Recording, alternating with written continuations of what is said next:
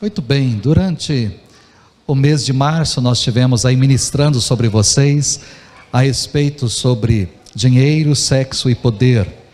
E foram 4 domingos que trabalhamos nessa direção, que pudemos ministrar sobre os perigos, ao mesmo tempo que são dádivas, são perigosos sobre as nossas vidas se forem utilizados de maneira errada. Hoje nós vamos falar sobre o Cordeiro de Deus, eis o Cordeiro de Deus, essa é a temática.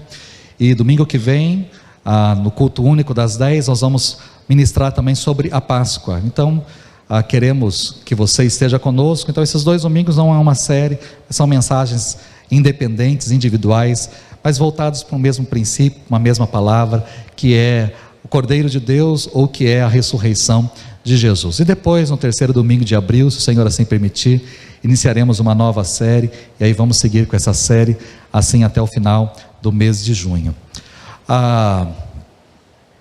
Se você trouxe a sua Bíblia, se você puder abrir Atos capítulo de número 8.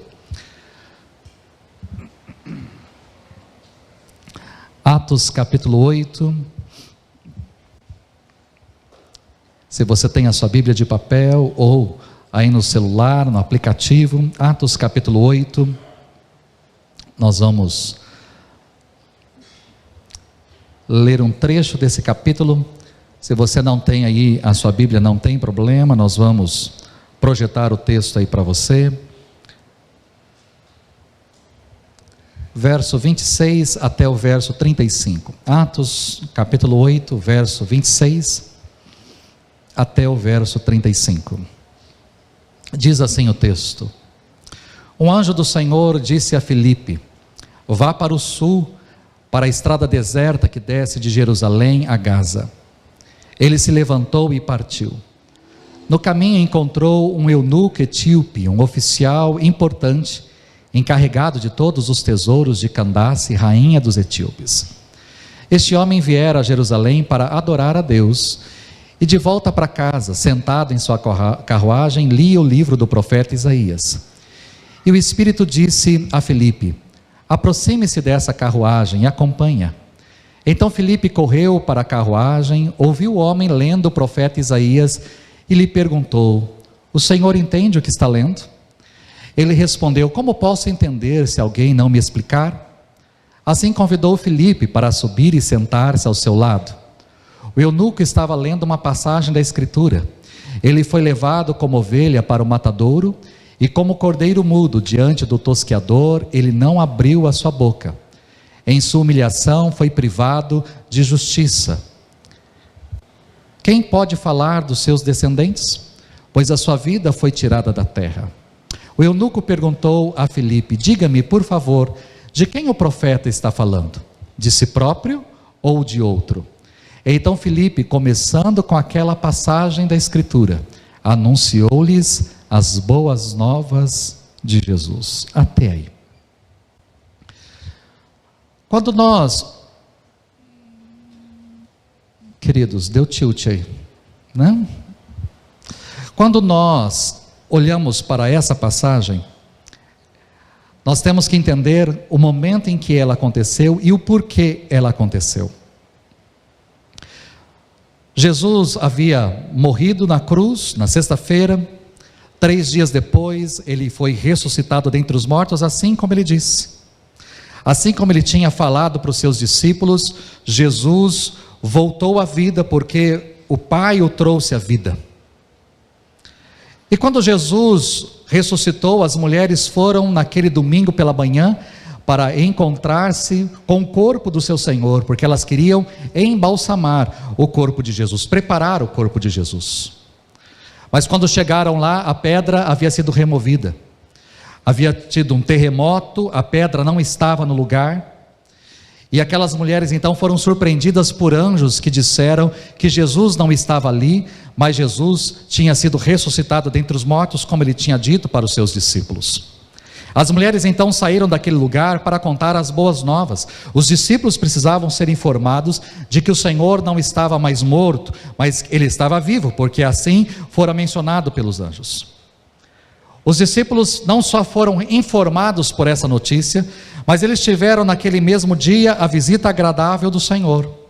Porque na tarde daquele mesmo dia o Senhor apareceu ali no cenáculo onde eles estavam reunidos e onde eles estavam de certa forma trancafiados, porque eles estavam com medo dos judeus, do que os judeus podiam fazer. Então ali Jesus apareceu no meio deles, e Jesus então mostrou-se não apenas naquele momento, mas durante 40 dias Jesus esteve em vários momentos com os seus discípulos, às vezes com alguns discípulos, com os 12 principais discípulos, e em outros momentos com outros discípulos.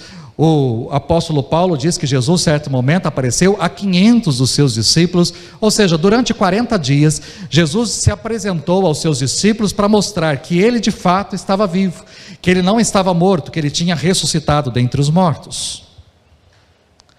Mas Jesus não apenas apareceu para os seus discípulos, Jesus trouxe algumas instruções com relação ao reino de Deus, e o que eles deveriam fazer daquele momento em diante, como que eles deveriam se comportar, como eles deveriam vivenciar o discipulado daquele momento em diante. E Jesus disse para eles permanecerem em Jerusalém, até que do alto eles fossem revestidos de poder. O poder do Espírito Santo de Deus desceria sobre os discípulos, e a partir daí eles deveriam proclamar as boas novas da salvação. Eles deveriam ser testemunhas a respeito de Jesus, partindo de Jerusalém, por toda a Judéia, Samaria e até os confins da terra. E foi o que aconteceu. Jesus foi assunto aos céus, subiu aos céus, e 10 dias depois, na grande festa de Pentecostes, os discípulos estavam reunidos no cenáculo, e o Espírito Santo de Deus desceu sobre a vida dos discípulos, e a igreja começou ali, dessa forma maravilhosa, sobrenatural, com o poder do Espírito Santo de Deus. Pedro, cheio do Espírito, foi levado a pregar à multidão que estava do lado de fora, e ali, segundo o relato de Atos capítulo 2, quase 3.000 pessoas se renderam a Jesus, quase 3.000 pessoas se converteram, se entregaram ao Senhor naquele dia. E a igreja de Jerusalém começou dinamicamente. Eles tinham, não só a igreja de Jerusalém, mas os discípulos, os crentes, eles tinham que pregar a respeito do Senhor, eles tinham que falar a respeito do Senhor, eles tinham que testemunhar a respeito do Senhor. Afinal de contas, o Senhor voltaria a qualquer momento, porque o Senhor que subiu aos céus, os anjos apareceram dizendo: por que vocês estão olhando para os céus? Porque esse mesmo Jesus que vocês viram subir, ele voltará sobre as nuvens um dia. E os discípulos então estavam nessa expectativa de que Jesus pudesse voltar, e voltaria a qualquer momento, voltaria a qualquer instante. Então eles tinham que pregar o Evangelho, eles tinham que anunciar o Evangelho, as pessoas precisavam saber a respeito de Jesus, eles tinham que conhecer, as pessoas tinham que conhecer a respeito do Senhor. É por isso então que, movido pelo Espírito, Filipe é uma dessas pessoas, e nós temos esse relato aí no capítulo 8 de Atos. Filipe é uma dessas pessoas que, orientado pelo Espírito Santo, desce até a estrada, para que ali ele possa receber instruções de Deus, instruções do Senhor. E ali o Senhor diz para ele: se aproxime dessa carruagem. E ele se aproxima da carruagem, e ele começa a ouvir o que aquele homem, um homem lá dentro, um eunuco etíope, a serviço da rainha Candace, o que aquele homem estava lendo dentro daquela carruagem. E aquele homem estava lendo o texto do profeta Isaías, capítulo 53, o verso de número 7. Ele foi levado como ovelha para o matadouro, e como cordeiro mudo diante do tosqueador, ele não abriu a sua boca. Em sua humilhação foi privado de justiça. E quem pode falar dos seus descendentes, pois a sua vida foi tirada da terra? Aquele homem estava lendo esse texto. Então Filipe, de forma esperta, perguntou para aquele homem, eu imagino a carruagem andando lentamente, e o Filipe do lado de fora, parando ali perto, ouvindo aquele homem ler, e perguntou para ele: você entende o que você está lendo? Você compreende isso que você está lendo? Você entende o que você está lendo? E aí aquele homem disse: como é que eu vou entender se não há quem explique? Eu estou lendo esse texto, mas eu não sei, eu não estou entendendo claramente esse texto. E aí Filipe entra na carruagem para explicar o texto para este homem. E este homem então pergunta para Filipe a respeito de quem o profeta Isaías está falando. Ele está falando a respeito de si mesmo, ou ele está falando a respeito de outra pessoa? Então, diante dessa deixa, é que Filipe então começa a explicar para aquele homem que ele não estava falando, Isaías não estava falando a respeito de si mesmo, mas Isaías estava falando a respeito de um outro cordeiro. Isaías não era o cordeiro, mas existia um cordeiro mudo que se apresentou diante de um tosqueador, uma ovelha que foi muda para o matadouro e ali entregou a sua vida. Então ele começa a falar a respeito de Jesus. Mas a minha cabeça viaja, né? E eu imagino que ele não simplesmente falou a respeito de Jesus, mas ele explicou o porquê de Jesus ser aquele cordeiro, o porquê daquele cordeiro. Deu problema aí de novo. A primeira coisa, ele fala a respeito de Abraão, né? A primeira coisa, ele fala a respeito de Abraão. Porque em Abraão nós temos um Deus que providenciou o cordeiro. E para mim isso é o mais importante, isso é o principal. Nós temos um Abraão que recebeu uma ordem do Senhor de entregar o seu filho, o seu único filho, em holocausto, em sacrifício.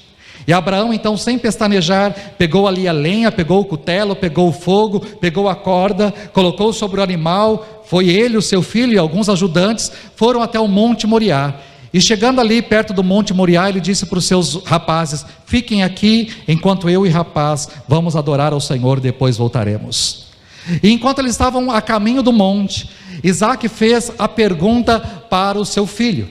Isaac pergunta para o seu pai. Vocês estão me dando tilt aí na cabeça também, né? Isaac pergunta para o seu pai: meu pai, as brasas e a lenha estão aqui, mas onde está o cordeiro para o holocausto? Onde é que está o cordeiro? E o que é que Abraão responde para o seu filho?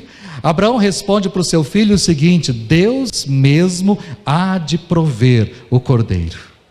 Deus mesmo há de prover o cordeiro. É lógico, o rapaz, ele está em dúvida. Nós estamos indo para oferecer um sacrifício. Estamos com a lenha, estamos com o cutelo, estamos com a corda, estamos com fogo, está tudo preparado. Mas a coisa mais importante nós não temos, que é o animal. Onde está o animal, meu pai? Onde está o cordeiro? E então Abraão responde: Deus mesmo há de prover o cordeiro para o holocausto. E de fato isso aconteceu. Quando eles chegaram no alto do monte, Abraão preparou ali o holocausto, colocou as pedras, colocou a lenha, mas em determinado momento ele amarrou o seu filho. Não sei porque a história não explica como isso se deu, mas ele amarrou o seu filho, colocou o seu filho sob aquela lenha, e quando levantou o cutelo para matar o seu filho, houve uma voz. Abraão ouve uma voz dizendo: Abraão, Abraão, não faças isso. Não faças isso. E quando ele ouve essa voz, Abraão então olha para um arbusto que está ali perto, e naquele arbusto está um cordeiro que está amarrado pelo chifre. Deus havia providenciado um cordeiro. Não havia necessidade de sacrificar o Isaac, não havia necessidade de sacrificar o seu filho, porque Deus havia providenciado o cordeiro. Eu imagino então que Filipe tenha dito essa história para aquele eunuco, mas ele disse mais. Séculos depois, aquele mesmo povo, descendente de Abraão, estava preso no Egito. Eram escravos no Egito. Durante mais de 400 anos eles ficaram ali presos. E Deus então providenciou um libertador. O seu nome era Moisés. E diante daquela prisão, diante daquela situação, Moisés foi encarregado de se apresentar a Faraó, de chegar a Faraó e dizer: deixe o meu povo ir. O meu Deus apareceu a mim e pediu para que eu chegasse até você e dissesse isso: deixe o meu povo ir para me oferecer culto no deserto. E não apenas o Moisés se apresentou a Faraó para pedir para que ele pudesse liberar o povo, para que o povo de Deus pudesse voltar para o deserto, adorar o Senhor e depois retornar para a sua terra. Mas nós temos ali o Moisés que se apresenta diante de Faraó para fazer maravilhas, milagres e sinais. Aquilo que nós chamamos de praga foram milagres da parte de Deus para demonstrar o poder de Deus sobre aquela nação e sobre todas as coisas. E houve 9 pragas enviadas sobre os egípcios, que trouxeram dor, que trouxeram sofrimento, mas o coração de Faraó não amoleceu em momento algum. Em momento algum, o seu coração endurecia cada vez mais. Então Deus disse: se preparem, porque agora eu vou enviar a 10ª praga. O 10º milagre vai acontecer, e eu vou então passar com a morte sobre a face do Egito. E aí Deus então dá uma ordem clara para aqueles que pertenciam ao seu povo, que é o que nós chamamos de primeira Páscoa. Êxodo capítulo 12 diz o seguinte: digam a toda a comunidade de Israel que no 10º dia deste mês todo homem deverá separar um cordeiro ou um cabrito para a sua família, um para cada casa. Se uma família for pequena demais para um animal inteiro, deve dividi-lo com seu vizinho mais próximo, conforme o número de pessoas e conforme o que cada um puder comer. O animal escolhido será macho de 1 ano, sem defeito, e pode ser cordeiro ou cabrito. Guardem-no até o 14º dia do mês, quando toda a comunidade de Israel irá sacrificá-lo ao pôr do sol. Passem então um pouco do sangue nas laterais e nas vigas superiores das portas das casas nas quais vocês comerão o animal. Naquela mesma noite comerão a carne assada no fogo, com ervas amargas e pão sem fermento. Não comam a carne crua, nem cozida em água, mas assada no fogo. Cabeça, pernas e vísceras. Não deixem sobrar nada até pela manhã. Caso isso aconteça, queimam o que restar. Ao comerem, estejam prontos para sair, cinto no lugar, sandálias nos pés e cajado na mão. Comam apressadamente. Esta é a Páscoa do Senhor. Provavelmente Filipe também voltou a essa história, para dizer do momento em que o povo estava preso e precisava desse resgate, precisava sair do Egito e rumar à terra da promessa. Mas para que isso acontecesse, para que eles fossem libertos, Deus providenciou um cordeiro. O cordeiro deveria ser morto, deveria ser sacrificado, imolado, o seu sangue deveria ser derramado, e esse sangue derramado deveria ser passado nos umbrais das portas.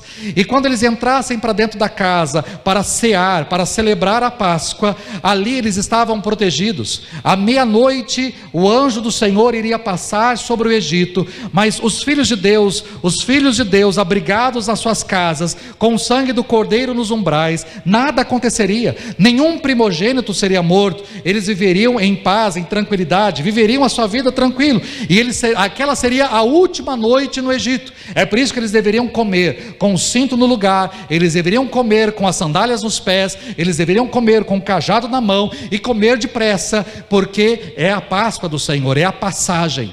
É a passagem do anjo da morte sobre o Egito, é a passagem da morte sobre aqueles que não temem ao Senhor, mas é a passagem também da libertação sobre aqueles que temem a Deus. Aqueles que estavam debaixo do sangue não sofreriam nenhum dano, nenhuma consequência, mas eles sairiam dali. Seria a passagem deles, daquele Egito para a terra que mana leite e mel, daquele lugar para a terra prometida que o Senhor tinha dado ao seu povo. Então eles deveriam comer essa Páscoa, e não somente nessa única vez, mas todos os anos eles deveriam comer, porque isso seria um memorial, um marco sobre a vida do povo. Todos os anos eles deveriam se reunir e contar para os seus filhos a história e relembrar aquele dia, aquele momento em que eles tiveram que comer a Páscoa apressadamente no último dia ali no Egito.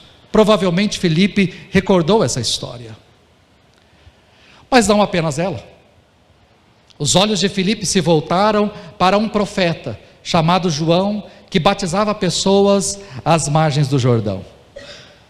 João Batista, enquanto estava às margens do Jordão, certa vez recebeu Jesus, e quando ele avistou Jesus de longe, ele disse uma das frases mais marcantes, que é o tema da mensagem dessa noite: eis o Cordeiro de Deus que tira o pecado do mundo. Quando ele avistou Jesus, João não tinha dúvida de que aquele era o Cordeiro de Deus, o Cordeiro prometido, o Cordeiro enviado da parte de Deus para tirar o pecado do mundo. Ou seja, o cordeiro que tinha sido preparado lá atrás no Egito e sacrificado, e ano após ano tinha sido sacrificado para que o povo pudesse relembrar a história da libertação do Egito, a Páscoa. Mas todos os outros cordeiros que foram mortos, imolados, e o sangue derramado para que as pessoas pudessem ter o perdão dos seus pecados, agora João então faz questão de apontar e de mostrar que existe um cordeiro enviado da parte de Deus, um cordeiro que veio de Deus para tirar o pecado. Jesus é o cordeiro perfeito, o cordeiro que não teve pecado, um cordeiro que não teve dolo na sua boca, um cordeiro que viveu neste mundo, por mais que teve todas as tentações, assim como eu e você, não houve pecado sobre a sua vida, e por ser perfeito, por não ter pecado, ele poderia ser sacrificado de forma definitiva por mim e por você, e ele precisava ser sacrificado. É isso que nós precisamos entender, e provavelmente foi o que Filipe falou para aquele eunuco. Não é a questão, não é a importância da presença do cordeiro, não basta ter o cordeiro. Moisés não disse: peguem um cordeiro e tragam um cordeiro para dentro de casa, fiquem com um cordeiro dentro da casa de vocês, porque o importante é a presença do cordeiro. Não, a importância não está na presença do cordeiro, não é a vida do cordeiro, não é a presença do cordeiro, mas é a morte do cordeiro. O cordeiro precisava ser morto, ele precisava ser sacrificado, ele precisava ser imolado, o seu sangue precisava ser derramado, e é exatamente isso que provavelmente Filipe trouxe para aquele eunuco. Precisava haver derramamento de sangue. É isso que Hebreus capítulo 9 verso 22 diz, que sem derramamento de sangue não há remissão de pecados. Ou seja, não basta a presença do cordeiro, não bastava Jesus ter vindo a este mundo, não bastava Jesus estar entre nós, não bastava Jesus ser o Emanuel, Deus conosco, não bastava Jesus estar no meio do seu povo, não bastava Jesus fazer milagres e maravilhas, não bastava Jesus ter trazido palavras maravilhosas, mas importava que Jesus fosse morto. Era necessário que ele derramasse o seu sangue. Aquilo que falamos domingo passado: o justo morreu pelos injustos, aquele que não tinha pecado morreu pelos pecadores, o puro morreu pelos impuros. É exatamente isso que aconteceu na cruz do Calvário. O cordeiro foi imolado, o cordeiro foi morto, o cordeiro de Deus foi sacrificado, porque sem derramamento de sangue não há remissão de pecados. Ou seja, para que eu e você pudéssemos ter o perdão dos nossos pecados, para que eu e você pudéssemos ter esse livre acesso até a presença de Deus, para que eu e você pudéssemos adorar ao Senhor, o cordeiro foi sacrificado. Havia necessidade. Hoje eu tenho o meu pecado purificado, lavado, a minha vida é lavada, as minhas vestes são lavadas no sangue do cordeiro. Por quê? Porque um cordeiro foi imolado, porque um cordeiro foi morto, porque um cordeiro foi sacrificado, e é isso que importa: o cordeiro ser entregue, o cordeiro ser morto, o sangue ser derramado. E é interessante que essa não é apenas a visão do João, mas é a visão também do Paulo. Paulo, quando se refere a Jesus, ele diz que Cristo é o nosso cordeiro pascal, e que esse cordeiro pascal foi sacrificado. Ou seja, aquele cordeiro que ano após ano era sacrificado, não apenas para relembrar a história, para mostrar o sacrifício, para mostrar a entrega, para mostrar a libertação, para mostrar a remissão, o perdão dos pecados. Este cordeiro é Cristo, imolado de forma definitiva, de uma vez por todas, por cada um de nós. Esta é a mesma visão que Pedro também tem, e quando ele escreve em 1 Pedro capítulo 1 verso 18, ele diz: pois vocês sabem que não foi por meio de coisas perecíveis, como prata ou ouro, que vocês foram redimidos da sua maneira vazia de viver, transmitida por seus antepassados, mas pelo precioso sangue de Cristo, como de um cordeiro sem mancha e sem defeito, conhecido antes da criação do mundo, revelado nesses últimos tempos em favor de vocês. Ou seja, não foi ouro, não foi prata quem nos comprou, não foi ouro ou prata que perdoou os nossos pecados. Não é o meu dinheiro que pode comprar perdão. Eu posso ter muito dinheiro, mas eu não compro o perdão dos meus pecados. Eu posso ter muito dinheiro, mas eu não compro um lugar no céu. Eu posso ter muito dinheiro, mas eu não compro a libertação. Eu posso ter muito dinheiro, mas eu não consigo comprar a salvação. A salvação é um presente de Deus. O perdão dos pecados é um presente de Deus. E é isso que Pedro está dizendo aí. Não foi ouro, não foi prata que comprou vocês daquela vida que vocês viviam, mas foi um precioso sangue, um sangue derramado, como de um cordeiro sem mancha, sem defeito. É o sangue de Cristo que foi derramado e que nos providenciou a libertação, a restauração, a salvação, a vida eterna. É esse sangue que fez a diferença nas nossas vidas. É isso o que Felipe fala para aquele eunuco. Mas eu não posso parar aí. Se a história parasse aí, ela seria incompleta. A história vai além, a história vai adiante. O cordeiro foi entregue, o cordeiro foi morto, foi sacrificado, o preço foi pago, o sangue foi derramado, mas a história não para aí. Aquele cordeiro que foi morto, ele não permaneceu morto. Diferente de todos os outros cordeiros que foram sacrificados e que ficaram ali no altar, ou que foram queimados ali no altar, ou que foram assados e comidos, diferentemente, Jesus não é igual a esses cordeiros. O cordeiro que foi morto não permaneceu morto. E quem faz questão de trazer isso é o próprio João. O João que escreveu, eis o Cordeiro de Deus que tira o pecado do mundo, que fez questão de registrar o que João Batista falou a respeito de Jesus. Esse mesmo João, quando escreveu o Apocalipse, traz uma das visões mais lindas, mais maravilhosas que existem. No capítulo 4, João está diante de um trono. João é levado em espírito até o céu. E quando ele é levado, porque o anjo diz, sobe para cá. Então ele é levado até o céu. E quando ele chega no céu, ele se depara com um trono. E ele fica admirado com aquela cena. Ele sabe que existe alguém no trono, mas ele não consegue descrever quem é que está nesse trono. Ele não consegue entender quem é que está nesse trono. Mas ele vê luzes. Luzes como que de jaspe. É como se um reflexo, como se uma luz muito forte passasse por um diamante e aquilo abrisse em várias cores, como se fosse um lindo arco-íris. Há muito brilho, há muito resplendor, há muita, não só no trono, mas ao redor do trono. Ele não sabe de quem é aquele trono, ele não sabe o que está acontecendo, ele vê aquele trono, mas ele não consegue descrever quem é que está sentado naquele trono. De repente, então, João quer olhar para o cenário, ver o que está acontecendo ao redor. Ele observa que não existe apenas um único trono, mas existem 24 tronos, outros tronos. Tronos, e cada trono tem um ancião, vestido de branco, e existe uma coroa sobre as suas cabeças. E aqueles anciãos ali presentes, então, é um sinal de quem é aquele que está no trono. É apenas um indício de quem é que está no trono. Ele quer descrever, ele quer falar a respeito daquele, mas ele não consegue. Ele enxerga os anciãos. Ele enxerga que também ao redor do trono existem 4 seres viventes, com expressões diferentes.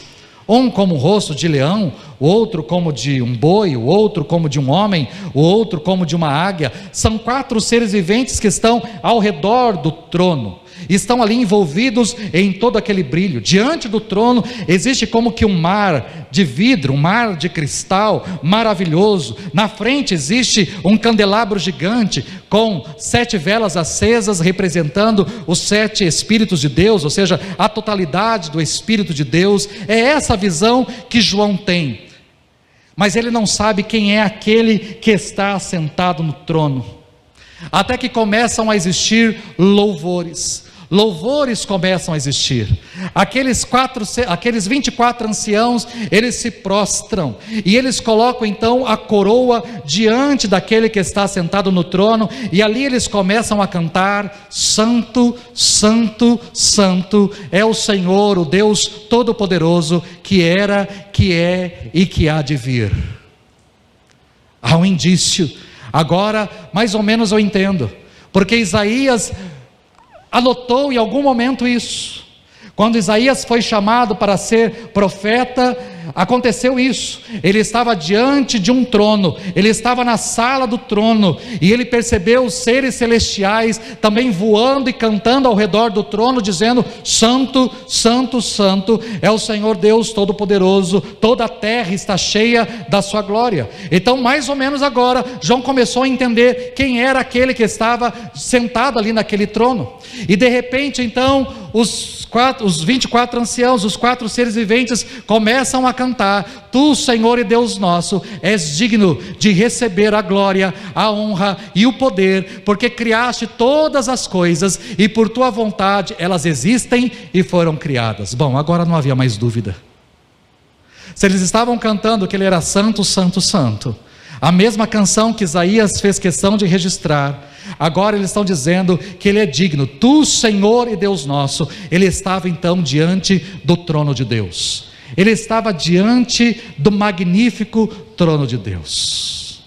Mas enquanto ele estava ali, contemplando toda aquela glória, todo aquele resplendor, alguém perguntou, porque ele observou que na mão direita daquele que está sentado no trono havia um livro fechado, selado com 7 selos, escrito por dentro e por fora. E uma voz perguntou para João e para as pessoas que ali estavam: quem é digno de abrir o livro, de desatar-lhe os selos? Quem é digno? Então começou uma procura no céu, porque quem é digno de abrir o livro? Quem é digno de desatar os selos? Quem é digno? E João então começou a procurar, a olhar, e ele então chega a uma resposta: ninguém é digno. Ele não achou ninguém digno, nem no céu, nem na terra, nem debaixo da terra. Ele não achou ninguém digno, ou seja, nem no céu, nem um anjo, nem um querubim, nem um serafim, nem um arcanjo, ninguém no céu era digno, nem na terra, nem um rei, nem um governante, nem um homem mais poderoso era digno, e nem debaixo da terra, ou seja, nem na região dos mortos, e nem com referência ao diabo ou aos demônios, ninguém era digno de abrir aquele livro, nem sequer de olhar para ele. Então João começa a chorar. Ele começa a chorar porque ninguém era digno de olhar para aquele livro, ninguém era digno de receber aquele livro, e ele tinha subido até aquele lugar para saber o que iria acontecer, qual era o futuro da humanidade. É por isso que nós cantamos: o tempo está em suas mãos, o início e o fim. Aquele livro que estava nas mãos daquele que estava sentado no trono é o livro da história da humanidade, desde o início até o fim. Um livro completo de toda a história da humanidade, da história do nosso planeta, da história do homem, estava nas mãos daquele que estava sentado no trono, e ninguém era digno sequer de olhar para aquele livro. E enquanto então João chorava, um anjo então disse para João o seguinte: não chore, eis que o leão da tribo de Judá, a raiz de Davi, venceu para abrir o livro e os seus 7 selos.